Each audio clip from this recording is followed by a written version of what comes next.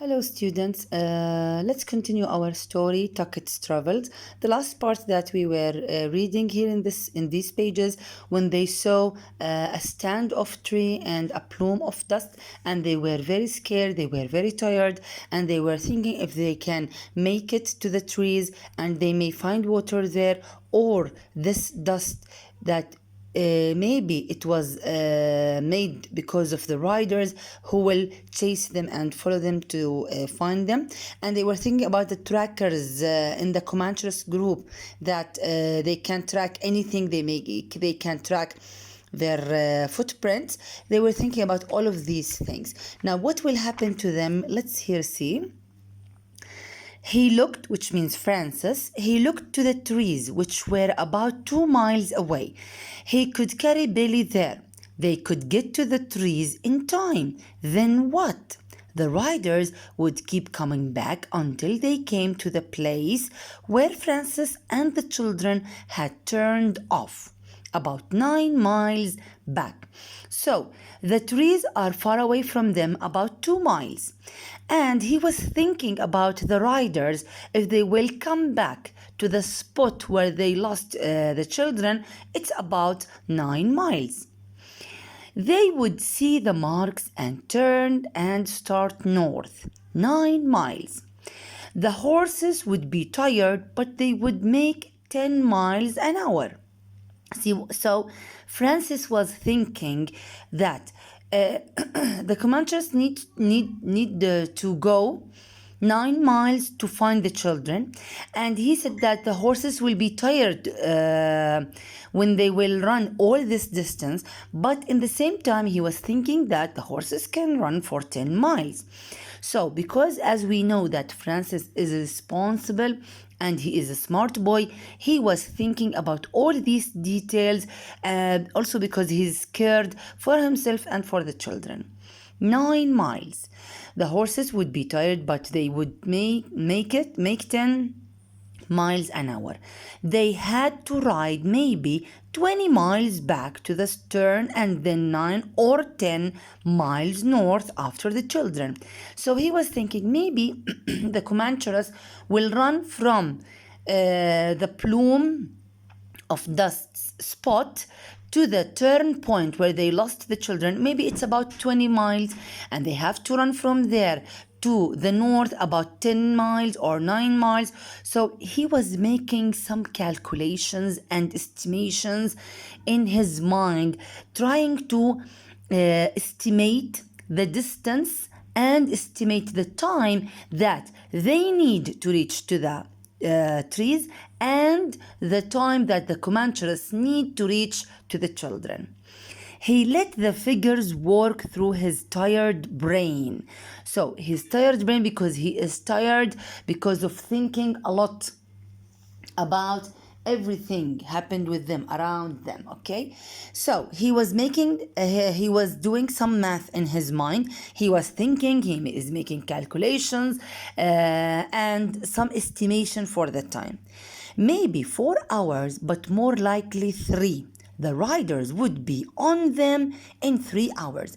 So after all this thinking, after all these calculations and estimations, he was thinking that maybe the Comanches would need 3 hours to reach us.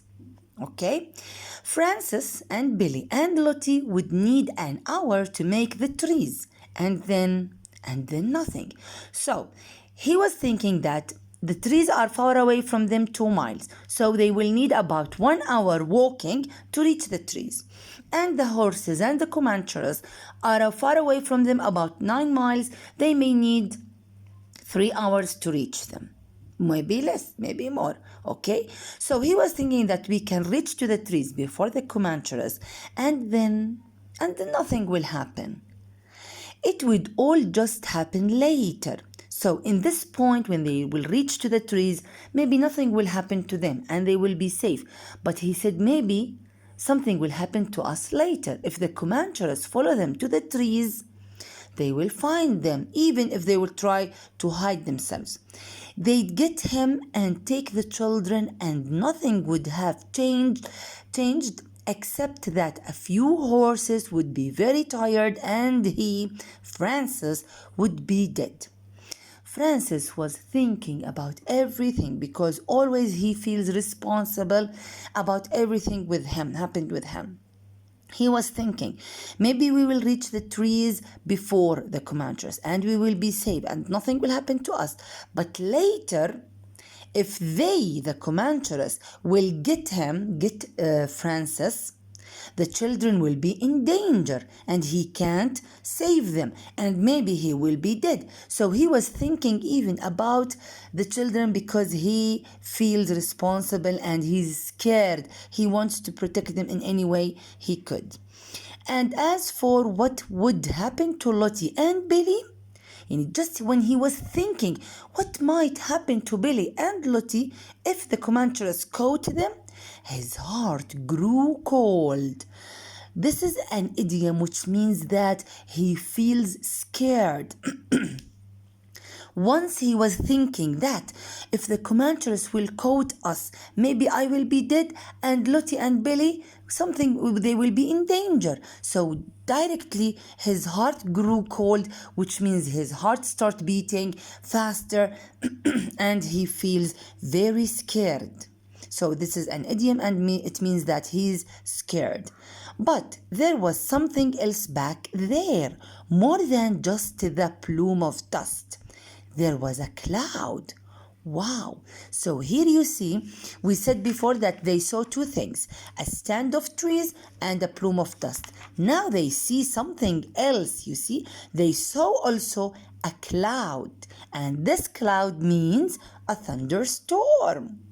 At first it was low on the horizon and showed only as a gray line. So they saw the cloud as a gray line, and gray clouds means rain, means storm. So low that Francis almost didn't see it. But it was growing rapidly. The cloud was growing rapidly and it becomes bigger and bigger. The wind bringing it from the west. And as it grew and rose, he could see that it was the top edge of a thunderhead. So when he saw that the gray cloud is growing bigger and rapidly and the wind is moving it toward them, he was sure that there is a thunderhead or a thunderstorm coming toward them. It didn't look like salvation. He was thinking that, well, could this thunderstorm would be a salvation, would be a solution for us? Not at first. He had seen plenty of prairie thunderheads, but as he watched it, he realized two things. Now he said, maybe this thunderstorm will be a salvation for us, but then he realized two things about this thunderstorm. One, it was growing rapidly, roaring along on the high winds, coming toward them at a much faster rate than the horses of the Comanches. So he saw something, I think it's nice, it's something like hope for them, that this thunderstorm is coming very fast toward the children, faster than the Comanches, which means that this storm will reach the children before the Comanches. The second thing that he realized too, it would bring rain.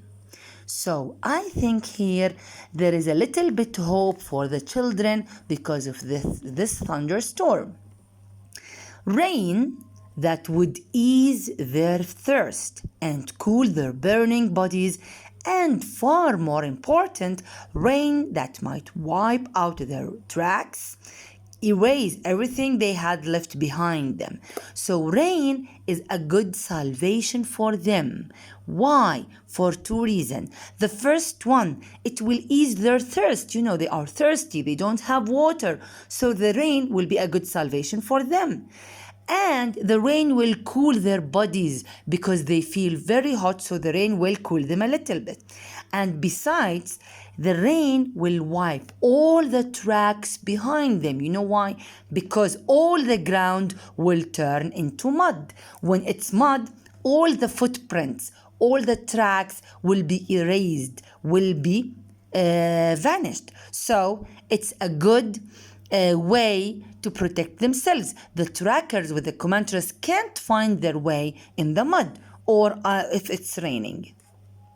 Still, it was a race. What was the race? Are the children doing some race? Of course not. And nothing was sure. The clouds had to keep coming to beat the horsemen to where the children's tracks turned north, and it had to rain.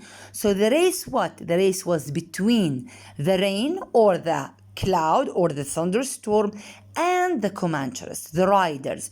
So again, the race here is between the clouds and the riders. Who will reach first to the children? Are the clouds going to reach first to the children to rain and erase their tracks and protect them, or are the comanches or the riders will reach to the children before the clouds and they can see their tracks on the ground and catch them and they will be in real danger? So this is the race that he was thinking about.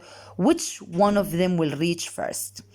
If the clouds turned off or didn't beat the comanches or didn't leave rain, then distance was all the children had. They needed to get to the trees and build some kind of defense. Here, also he was thinking that if the clouds change its direction, or if the clouds was late, or if the clouds didn't bring rain and didn't beat the comanches in this race, so the only hope, the only chance for children to be safe is the distance. So they have to move as quickly, as much as they can to reach the tree so they can protect themselves and help themselves between the trees.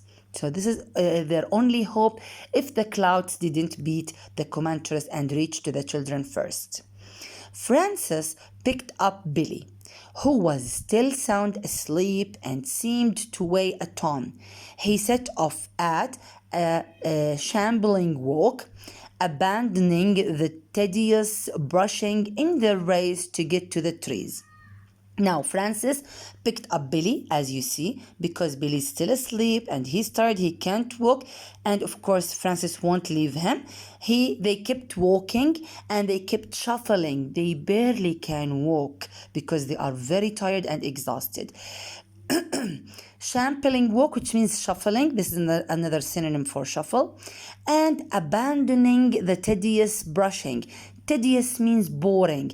Abandoning, leaving, or giving up, or let it down. They stopped brushing and erasing their footprints behind them as they were doing this before. Because they are tired, they just want to reach to the trees as much as they can, as fast as they can. So they just kept walking without thinking about brushing or erasing their tracks behind them. They just want to reach the trees. Lottie shuffled ahead. Also, she barely can walk ahead forward, carrying Francis' bag. She was wearing a ragged shift so dirty it seemed to be made of earth. Now here is there's a description of their look, of their appearance. She was wearing something like a dress. Shift here means dress, and it's ragged, it's ripped, it's ruined, okay? And it seems like it is made of earth, made of dirt and ground, because it was very dirty and it's bad. Her yellow hair was full of dust. Francis wore buckskins. He was wearing something, let's say this dress or this clothes is made up of the snake's skin. They call it buskin, okay?